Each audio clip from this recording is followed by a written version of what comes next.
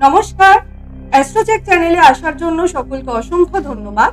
আজ আমরা আলোচনা করব মেষ রাশির মানুষদের এপ্রিল 2025 ঠিক এরকম আসতে চলেছে, অর্থাৎ এপ্রিল মাস জুড়ে গ্রহগত অবস্থান ঠিক কি থাকবে আর গ্রহদের অবস্থানের উপর ভিত্তি করে আপনাদের শরীর স্বাস্থ্য, কর্ম বা কেরিয়ারের জায়গা, শিক্ষার জায়গা, ব্যবসা ও ভাগ্য এবং সম্পর্কের জায়গা ঠিক এরকম থাকতে চলেছে সেই সম্পর্কে আজকের আমাদের এই আলোচনার পূর্বে সকল দর্শকদের উদ্দেশ্যে জানাবো আজকের এই আলোচনা চন্দ্র রাশির উপর আধারিত এবং এটি একটি সার্বিকভাবে আলোচনা, সুতরাং আপনাদের নিজস্ব জন্মছকে কিন্তু এর সামান্য ভিন্নতা অবশ্যই পরিলক্ষিত হবে। সর্বপ্রথম মাত্র 1 মিনিটের মধ্যে আপনাদের একটু গ্রহগত অবস্থান সম্পর্কে জানিয়ে দেবো। সর্বপ্রথম বলবো আপনাদের রাশির অধিপতি মঙ্গল গ্রহকে নিয়ে। মঙ্গল গ্রহ থাকছে মাসের প্রথম 4টে দিন আপনাদের 3rd হাউসে এবং 5th এপ্রিল মঙ্গল গোচর করে যাবে আপনাদের 4th হাউসে। দেবগুরু বৃহস্পতি পুরো মাসটিতেই থাকছে আপনাদের 2nd হাউসে, ষষ্ঠে থাকছে কেতু এবং আপনাদের দ্বাদশ ঘরে থাকছে রবি, বুধ, শুক্র, রাহু ও শনি। মানে 5টি গ্রহকে কিন্তু এই মাসে আমরা দ্বাদশ ঘরে একত্রিত হয়ে দেখতে পাবো। এই থাকছে এপ্রিল মাসে গ্রহদের অবস্থান। এবার এর উপর ভিত্তি করে সর্বপ্রথম আলোচনা করব আপনাদের শরীর স্বাস্থ্য সম্পর্কে। শরীর স্বাস্থ্যের ক্ষেত্রে বলবো, শরীর স্বাস্থ্যের ক্ষেত্রটা দেখা হয়ে থাকে 1st হাউস থেকে, আর আপনাদের ক্ষেত্রে 1st হাউসের অধিপতি দেবতাকে মঙ্গল, যে কিনা মাসের প্রথম 4টি দিন থাকছে আপনাদের 3rd হাউসে। আবার 3rd হাউস থেকে কি দেখা হয়? 3rd হাউস থেকে দেখা হয়ে থাকে কোনো ব্যক্তির সাহসকে বা কোনো ব্যক্তির পরাক্রমতাটাকে। অর্থাৎ মাসের প্রথম 4টে দিন শরীর স্বাস্থ্য নিয়ে কিন্তু একটু ভোগান্তি মেষ রাশির জাতক জাতিকাদের মধ্যে পরিলক্ষিত হবে। তবে 5th এপ্রিল মঙ্গল যে মাত্রই আপনাদের 4th হাউস বা কেন্দ্রে চলে আসবে, অর্থাৎ 4th হাউস মানে আবার কি? 4th হাউস মানেই কিন্তু আমাদের সুখের ঘর, যে ঘরটা থেকে কিন্তু আমাদের সুখটাকে দেখা হয়ে থাকে এবং 4th হাউসকে কিন্তু যথেষ্ট শুভ বলেও মানা হয়ে থাকে। অর্থাৎ শারীরিক ক্ষেত্রে বিশেষ কোনো সমস্যা কিন্তু 5th এপ্রিলের পরবর্তী সময়কালে আপনাদের মধ্যে পরিলক্ষিত হবে না। তবে আরেকটা অ্যাঙ্গেলও থাকছে, তা হচ্ছে মঙ্গল নিচ অবস্থায় থাকছে, আবার অন্যদিকে রবি ও বুধও কিন্তু রাহু কেতুর অ্যাক্সিসের মধ্যে রয়েছে। অর্থাৎ 15ই মে পর্যন্ত মাসের মোটামুটি ভাবে প্রথমার্ধ পর্যন্ত কিন্তু আপনাদের কোথাও কোথাও পেটের সমস্যা বা হজমের সমস্যা বা ছোটখাটো কোনো অ্যালার্জি বা ইনফেকশন তা কিন্তু পরিলক্ষিত হবে।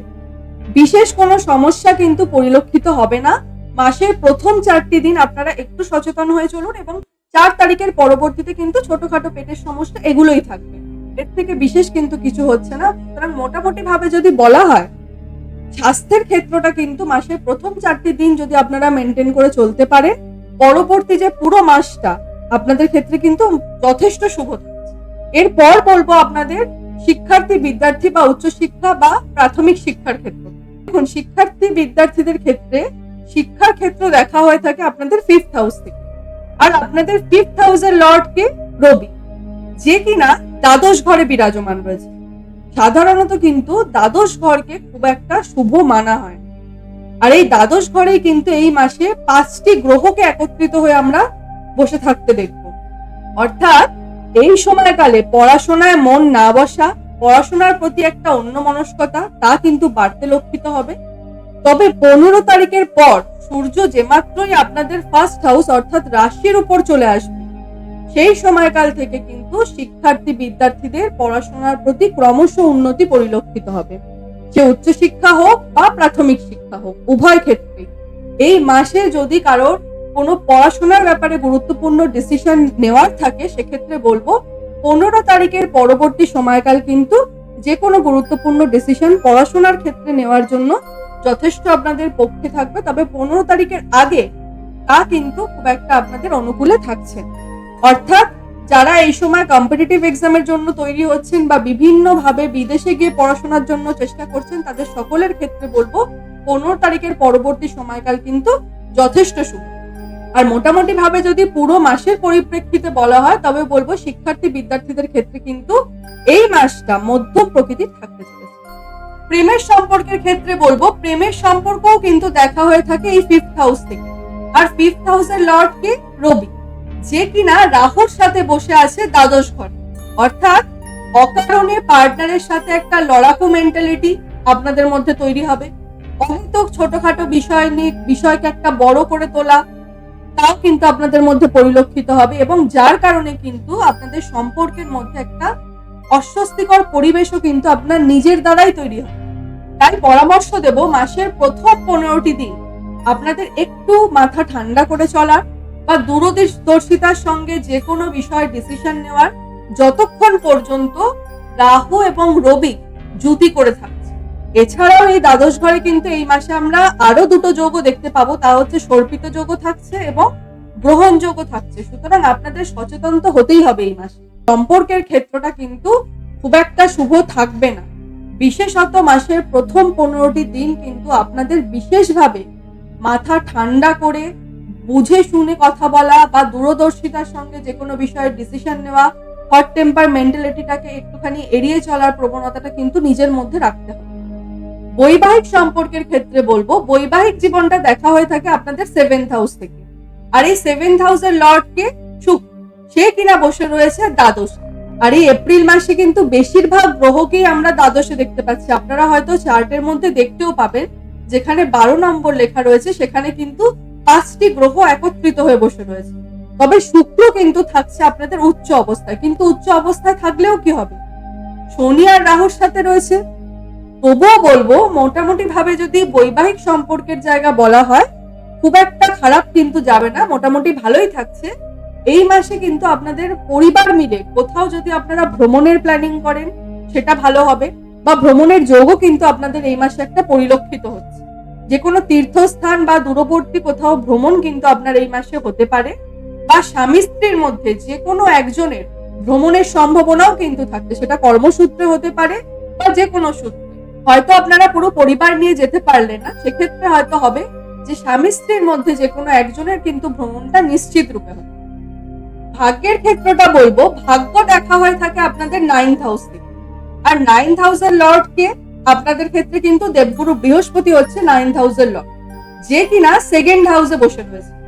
আর এই 2nd হাউস থেকে কি দেখা হয়? 2nd হাউস থেকে দেখা হয়ে থাকে আমাদের ধন ভাব, অর্থাৎ অর্থ ভাব, ধন ভাব, সেটা কিন্তু আমাদের 2nd হাউস থেকে দেখা হয়ে থাকে। বাণীও দেখা হয়ে থাকে আমাদের 2nd হাউস থেকে, বাক্যটাও। সুতরাং মোটামুটি ভাবে যদি ভাগ্যের কথা বলা হয়, ভাগ্য কিন্তু এই মাসে আপনাদের সঙ্গ দেবে। এই সময় বৃহস্পতি কিন্তু 2nd হাউসে থেকে দৃষ্টি প্রদান করবে আপনাদের 10th হাউসে, অর্থাৎ কর্মস্থানে। সুতরাং কর্মের জন্য কোথাও থেকে কল আসা, বা কোনো ইন্টারভিউ এর জন্য থেকে কল আসা, বা বিভিন্ন ভাবে কোনো কর্মপ্রাপ্তির জন্য যোগাযোগ মাধ্যম তৈরি হওয়া, বা হঠাৎ করে হয়তো আপনার কোথা থেকে একটা কল এলো, আপনাকে হয়তো ইন্টারভিউ দিতে যেতে হবে, তা কিন্তু এপ্রিল মাসে প্রবল ভাবে পরিলক্ষিত হবে। কারণ দেবগুরু বৃহস্পতির মতো একটা শুভ গ্রহ আপনাদের কর্মস্থানে দৃষ্টি প্রদান করছে, মানে কর্মের জায়গায় তো একটা আকস্মিক ভাবে উন্নতি তো অবশ্যই আনবে। তবে আমি একটা উপদেশ দেবো আপনাদের, তা হচ্ছে যদি বড় কোনো কর্ম আপনাদের করার থাকে, সেক্ষেত্রে বলবো 15th মে এর পরবর্তীতে যদি আপনারা করতে পারেন, সেক্ষেত্রে কিন্তু ভাগ্যের সহায়তাটা আরো বেটার পাবে। 15ই মে এর পরে কি হবে, বৃহস্পতি চলে আসবে আপনাদের 3rd হাউসে। আর 3rd হাউসে এসে পূর্ণ দৃষ্টি কোথায় দেবে? আপনাদের ভাগ্যস্থানেই দেবে। সুতরাং সেই সময়কাল কিন্তু যদি কোনো কর্ম আপনার এরকম থাকে যে 50% ভাগ্যের সহায়তা আর 50% আপনার এফর্ট, তাহলে কিন্তু আপনার সেটা 15ই মে এর পরবর্তীতে করা। আর সেই সময়কালে কিন্তু রবিও আপনাদের উচ্চ হয়ে যাবে। সুতরাং 15ই মে এর পরবর্তীতে যে কোনো শুভ কর্মের সূচনাও কিন্তু আপনারা করতে পারেন।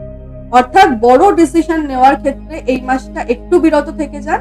তবে যদি সেরকম কোনো বড় ডিসিশন না হয়, বা আপনার মনে হয় না যে সেই ডিসিশনটা নেওয়া সেরকম একটা কিছু গুরুত্বপূর্ণ, তাহলে আপনারা এই মাসে কিন্তু নিশ্চয়ই করতে পারেন, কোনো অসুবিধা নেই।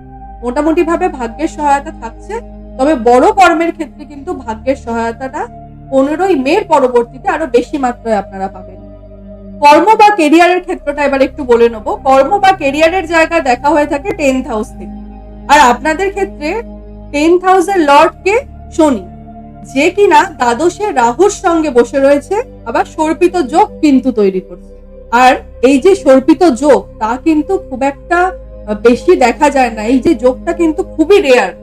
আবার আপনাদের শনির 7.5 কিন্তু চলছে। সুতরাং এই সময়কালে কি হবে না, 18th মে পর্যন্ত এই যে সর্পিত যোগ কিন্তু আপনাদের থাকবে। অর্থাৎ মোটামুটি ভাবে যদি বলা হয়, পুরো মে মাস পর্যন্ত কিন্তু আপনারা একটু ঝুটঝামেলা, একটু অশান্তি বা ভিড় থেকে নিজেদেরকে যতটা দূরে সরিয়ে রাখতে পারবেন সেটাই কিন্তু ভালো। বিশেষ করে কিন্তু কর্মক্ষেত্রের জায়গায়, কর্মের জায়গায় কোনো রকম ভাবে অন্যের সহায়তা করতে গিয়ে কোনো ঝুটঝামেলা জড়াবেন না, কোনো পলিটিক্সের মধ্যে নিজে কোনো বাক্য জড়িত করবেন না নিজের। যেখানে যেটা হচ্ছে লোকের সাথে হচ্ছে লোকের উপর ছেড়ে দেবেন, নিজে কিন্তু সেখানে ইনভলভ হবেন না। যতটা আপনারা এড়িয়ে চলতে পারবেন ঝুটঝামেলা, বিশেষত কর্মের জায়গায়, আমি কিন্তু বারবার বলছি, সেটাই কিন্তু আপনাদের জন্য ভালো হবে অ্যাটলিস্ট 18ই মে পর্যন্ত। কারণ আপনাদের ক্ষেত্রে কিন্তু সর্পিত যোগও চলছে এই সময়, আর যেটা কিন্তু 18ই মে পর্যন্ত থাকবে। অর্থাৎ এই সময় কিন্তু অহেতুক লোকের উপকার করতে গিয়ে ঝুট ঝামেলায় জড়িয়ে পড়ার প্রবণতা প্রবল মাত্রায় তৈরি হবে। সেখান থেকে কিন্তু নিজেদেরকে একটু দূরে সরিয়ে রাখবে। এই মাসে যদি কর্মের জায়গায় বলা হয়, তবে আমি বলবো মেষ রাশির মানুষদের ক্ষেত্রে কিন্তু আর্থিক ইনকামের জায়গাটা এতদিন যেরকম ছিল সেই রকমই থাকবে। আর্থিক ইনকামে কিন্তু বিশেষ কোনো পরিবর্তন হবে না, বা দৈনিক ইনকামে কিন্তু বিশেষ কোনো পরিবর্তন হবে না যারা চাকুরিজীবীরা রয়েছে। তবে মোটামুটি ভাবে এই মাসটিকে যদি বলা হয় তাহলে বলবো মধ্যম প্রকৃতির থাকতে চলেছে আপনাদের ক্ষেত্রে। আর যদি ব্যবসার ক্ষেত্রে বলা হয়, ব্যবসার ক্ষেত্রে বলবো শুক্র উচ্চ অবস্থায় বুধের সঙ্গে বিরাজমান। অর্থাৎ ব্যবসায় উন্নতি তো থাকবেই, নতুন কাস্টমারের আগমনও আপনার ব্যবসাতে বাড়বে। তবে 5টি গ্রহ এক জায়গায় আপনার মধ্যে কিন্তু একটা দায়িত্ব বাড়াবে। আপনার আর্থিক ইনকাম বাড়লেও আপনার মেন্টাল স্ট্রেসও কিন্তু বাড়তে লক্ষিত হবে। সুতরাং মোটামুটি ভাবে যদি কর্মের জায়গায় বলা হয়, যারা ব্যবসায়ীরা রয়েছেন, ব্যবসায়ীদের ক্ষেত্রে এই মাসে অর্থের জায়গা যথেষ্ট ভালো, তবে দায়িত্ব কিন্তু আপনাদের নিঃসন্দেহে আসতে চলেছে। এই সময়কালে যদি এই পুরো এপ্রিল মাসটা জুড়ে বা এখন থেকে আগামী 2.5 বছর যদি মেষ রাশির জাতক জাতিকারা শনির বীজ মন্ত্র পাঠ করতে পারেন এবং তার সাথে সাথে মঙ্গলের বীজ মন্ত্রটা অ্যাটলিস্ট 1.5 মাস, আগামী 1.5টা মাস যদি আপনারা পাঠ করতে পারেন মঙ্গলের বীজ মন্ত্রটা শুধু, তাহলে কিন্তু আপনাদের যে কোনো ব্লকেজ, যে ব্লকেজ গুলো আজকের দিনে আপনাদের তৈরি হবে সেখান থেকে কিন্তু আপনারা খানিকটা মুক্তি পাবেন। এবং 108 বার করে কিন্তু এই বীজ মন্ত্রগুলো আপনাদের পাঠ করতে হবে। 108 বার করে যদি না পারেন, দিনে অ্যাটলিস্ট 21 বার করে কিন্তু মঙ্গলের বীজ মন্ত্রটা আপনারা আগামী 1.5টা মাসের জন্য পাঠ করুন। এবং শনির বীজ মন্ত্র তো আপনাদের 2.5 বছর এখন করতে হবে, কারণ শনির 7.5 কিন্তু আপনাদের শুরু হয়ে গেছে।